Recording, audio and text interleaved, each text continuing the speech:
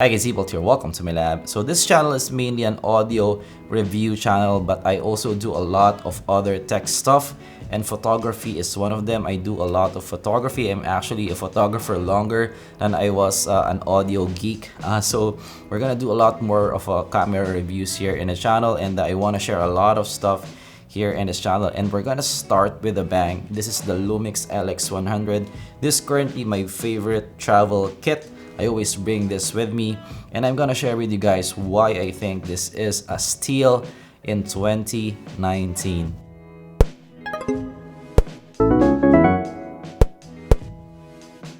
So I'm mainly a street photographer. I do mainly travel in street, so I'm usually on the go. If you want to follow my works, it's at negativephoto.ph. Links down below. So the LX100 really worked for me because, as you can see guys, this is a really small kit. If you compare it with maybe the XT20, the XT20 is already really small, in the camera world standard, but look at how small the LX100 even is. And compared to my Leica Q, so this my main street shooter, you can see how small this is, but even if it's small, it's no slouch in terms of features. So it's made of all metal here, really solid build, and really reminds me of the Fuji here in terms of how they built it. It feels really solid while still being light. You have controls with the shutter speed, you have controls with the exposure compensation. Really, the exposure compensation is really important, especially in street where you have a different kind of lighting. You want to adjust that really fast. And of course, the aperture dial right here, and you can change it from 1.7 onwards. And really nice to have that tactile kind of feel. So you have also a 3x2, 16:9, 1:1, and 4:3 ratio right here. And you also have the AF dial right here with the manual focus, macro, and AF. Yeah, really everything is manual controls. Everything just feels tactile right here, and you have all your controls in your fingertips. Even if this is a point and shoot, this is an all-in-one. It feels like a DSLR in terms of controls. It doesn't limit you in any way in terms of controls. You have everything that you have at your fingertips, which is something I like. It doesn't have a flippy screen, but because of that, it makes the LX100 really small. So that's not a big deal for me. I would say it's also a rangefinder kind of style, so you have that kind of rangefinder look, is something I really like. So one additional thing in the build here is this holds really well. When I am shooting outside, I usually go with the hand strap and then shoot like this, and then I'm walking and I'm shooting right away. So it's the grip here is really nice. It's substantial, even if it's a small kind of package. You can really hold this. I have no issues whatsoever with the grip here. So I really love that this shoots really nicely. It feels really good right here, and everything just feels tactile. This doesn't feel like a point and shoot, even if it is a point and shoot. It's an all-in-one. It doesn't feel like that. This feels like a DSLR, which is really a plus for me, especially for somebody like me with DSLRs. I want that kind of feel to translate with my point and shoot. So if I don't have that kind of feel, I don't think I'll enjoy using a point and shoot. So if I'm gonna nitpick here, maybe for the next versions of this, I wish that the on and off button is better placed here.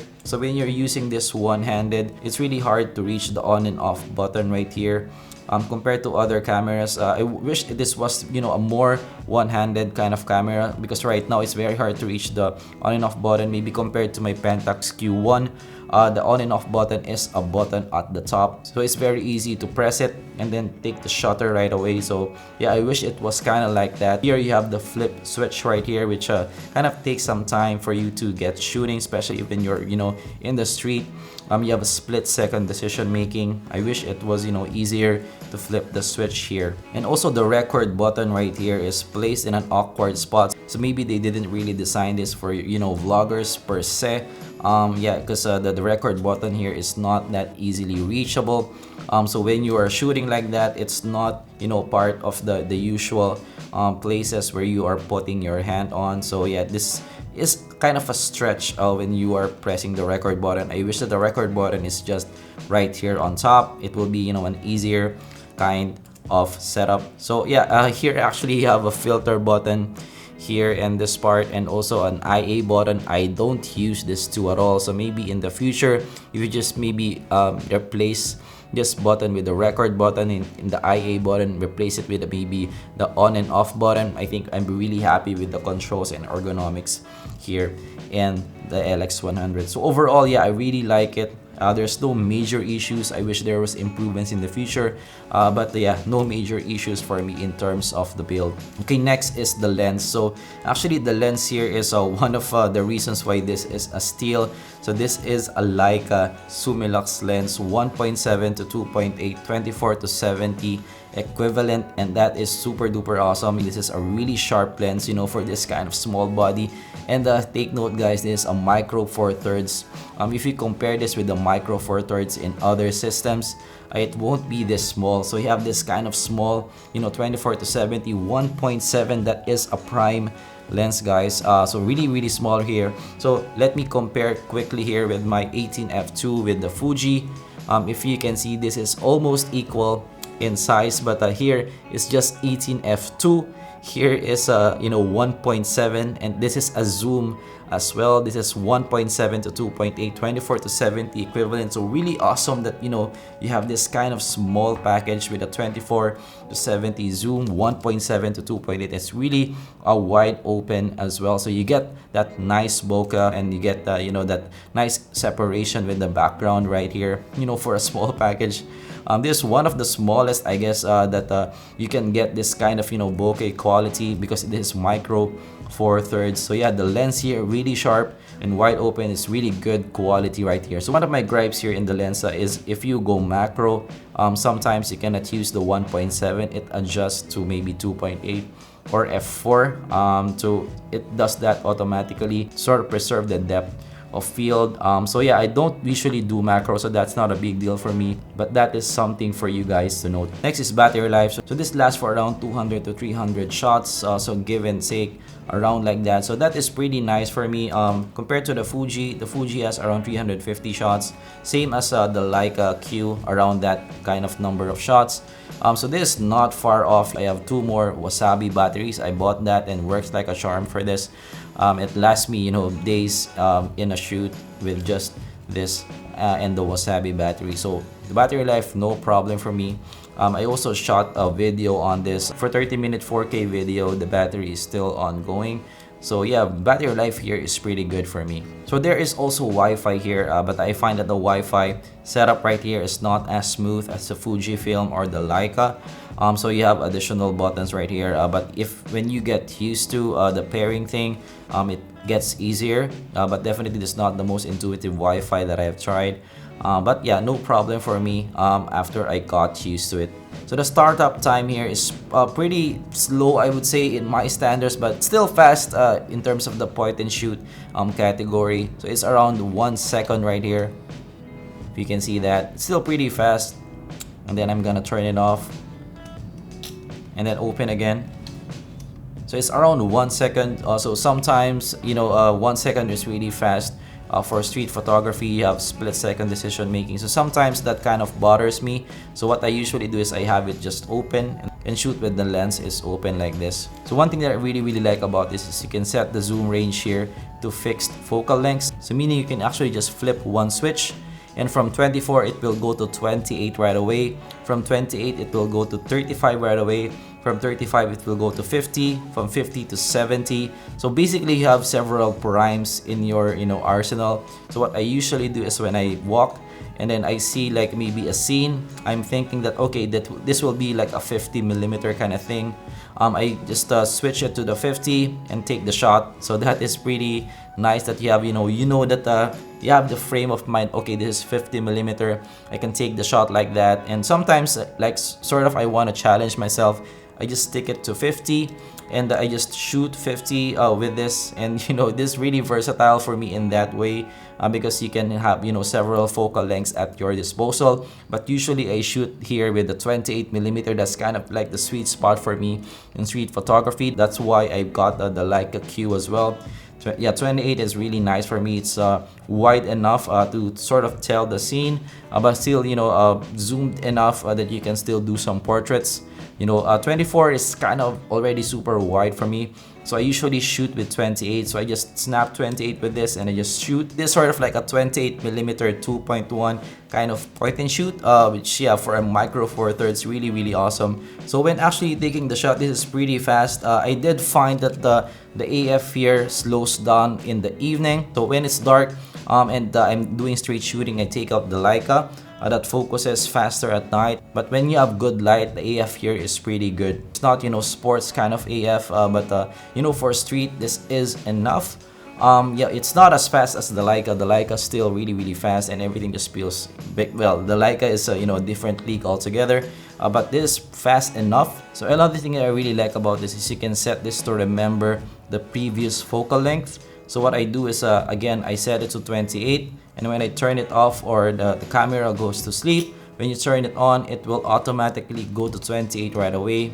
So yeah, as a street shooter, you kind of know, okay, 28 is always my focal length right here. So when I turn this on, I'm ready to shoot right away. So really nice feature here in the LX100. Really compelling option for a street right here, and really light also. You can just put it in your jacket. It's not a pocketable, if you have big pockets, sure, but in a jacket it fits really nicely.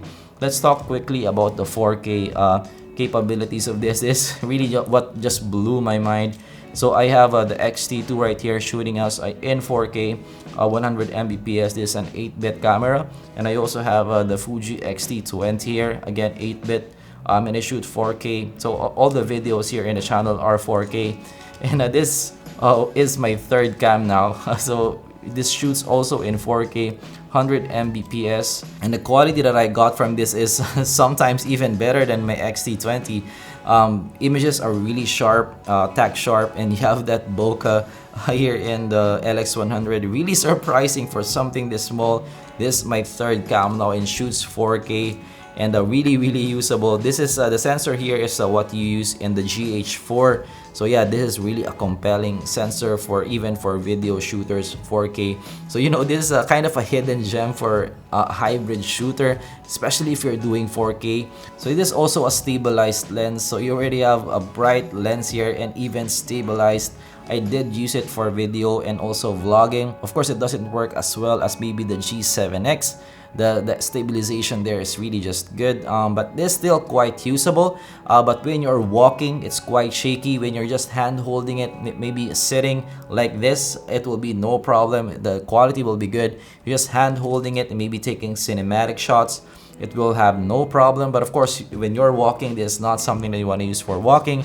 You might want to get maybe a GH5 with the dual IS kind of thing, or maybe the G7X, or maybe the M50 with the electronic IS if you are walking and vlogging. But yeah, when I use this when I was walking, this is pretty shaky.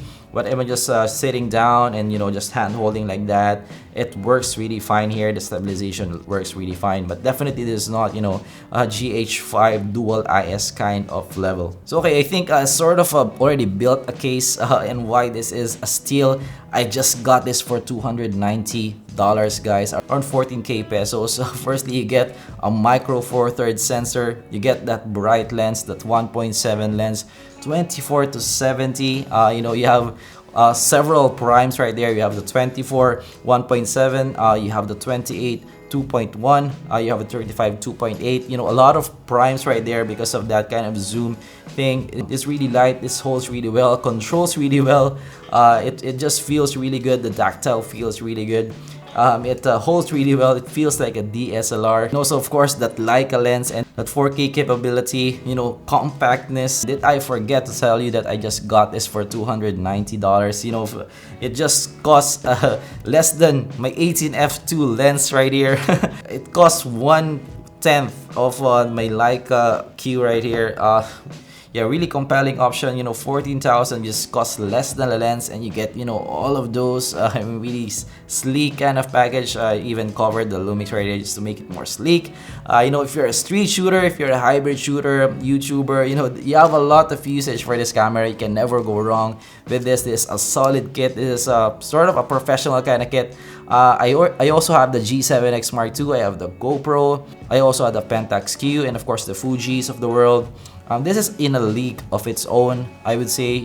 This is micro four thirds. this sleek package. This is the smallest I would say that you can get that kind of bokeh, DSLR kind of quality. This unique kind of proposition, definitely for $290 I would recommend it. Of course, I got this second hand. This already a Mark II version, but I would say this really still a compelling option in 2019. The quality is still right up there. I would definitely recommend it. So that is my look at the LX100. I did a lot of rambling in this review because I'm really excited about the LX100. This is my favorite on the go kind of camera. Of course, my ultimate favorite is still the Leica Q. This my baby, but when I'm just on the go, this always just in my bag. If you're a street shooter, you need to always have a camera in your bag just to be ready for the moment. This is it for me. It's my ready for the moment kind of camera. When I'm really street shooting, doing a photo walk, I bring this, or maybe traveling, I bring the Leica Q. But for an on-the-go kind of camera, this is what I always use. Really excited about this. Yeah, so if you learned something, leave a like and subscribe for more content like this in the future. And do you own a camera? Do you have a a camera? Do you do street shooting? Let me know down below what you use, what camera, what brand, what lens do you use, and are you a fan of street photography as well? Let me know down below. And of course, follow my street photography project. It's negativePhoto.ph. I post a photo there maybe once a day or once per week when I am available, but I do post a lot there. I post all my works there, so make sure you follow that as well to support the channel. And I'm gonna see you guys in the next video. Bye.